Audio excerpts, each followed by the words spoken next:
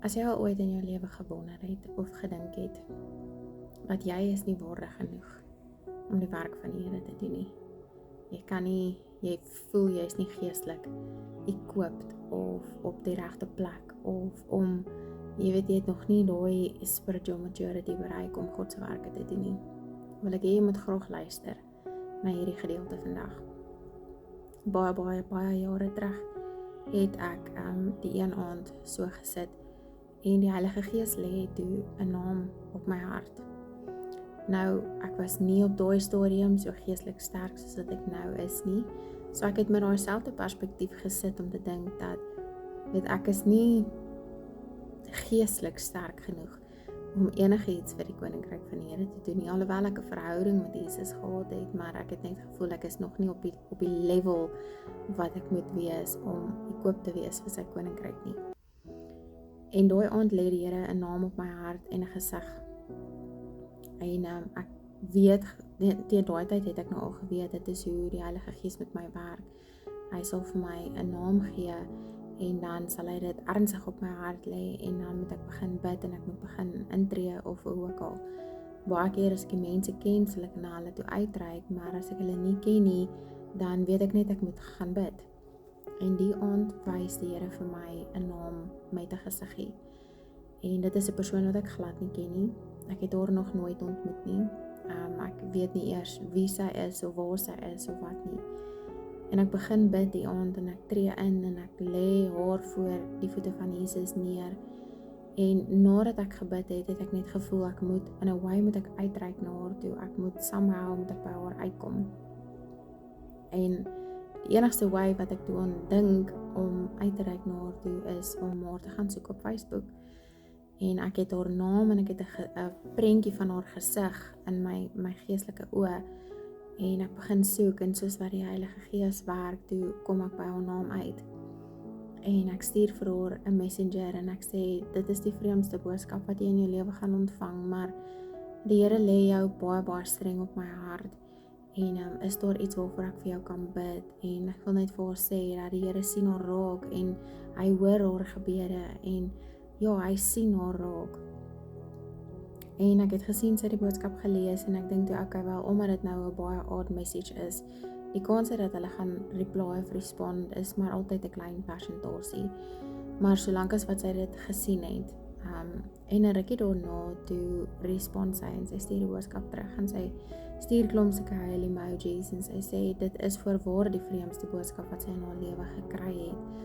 Maar dit is toe wat op daai stadium in haar lewe aangegaan het en sy sê vir my dat daai aand was haar beplanning gewees om haar laaste asem op hierdie aarde uit te blaas. Sy het met 'n handvol medikasie gesit en haar laaste vraag wat sy gevra het is, as daar 'n God is en hy bestaan, moet hy dit bewys. En op daai oomblik, toe kom my boodskap by haar deur. En sy het in 'n verskriklike moeilike situasie gesit in haar lewe waar sy regtig gevoel het dit is die enigste opsie uit. En daai aand toe bewys die Here vir haar dat hy bestaan, want toe gebruik hy 'n wild vreemde persoon om uit te reik na haar toe.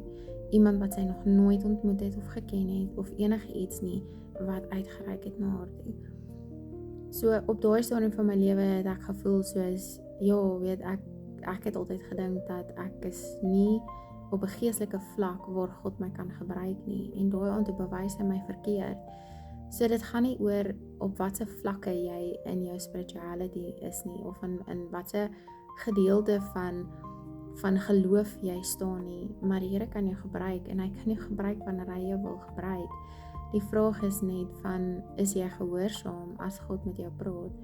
Jy sal baie keer in jou lewe sal jy ervaar waar die Here iets op jou hart neerlê, maar omdat jy dalk voel dat jy is nie worthy om te doen dit wat die Here sê nie, want jy lees dalk nie elke dag Bybel nie, jy bid dalk nie elke dag nie, of jy praat dalk nie elke dag met die Here nie, maar hy kom lê dit op jou hart, want op daai oomblik roep hy jou om sy instrument te wees. Hy kom vra vir jou om sy instrument te wees in iemand se lewe, of om iemand se lewe te kom verander, of om iets besonders vir sy koninkryk te doen. So dit moet nooit by jouself dink dat jy eers op 'n sekere level moet wees voordat die Here jou kan gebruik nie. Wees net willing en able en obey as die Here iets op jou hart neerlê en jy is ten volle oortuig dis God wat op jou hart neerlê, gaan doen dit wat hy van jou vra.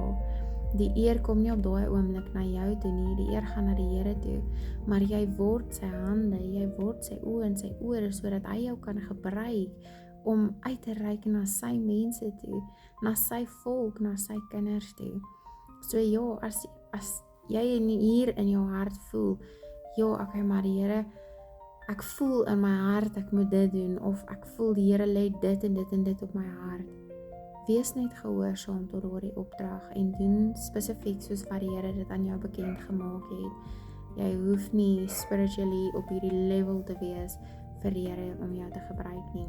Hy kies jou op daai oomblik uit omdat hy weet jy daai kwaliteit bevat wat hy op daai oomblik nodig het en so gebruik hy jou.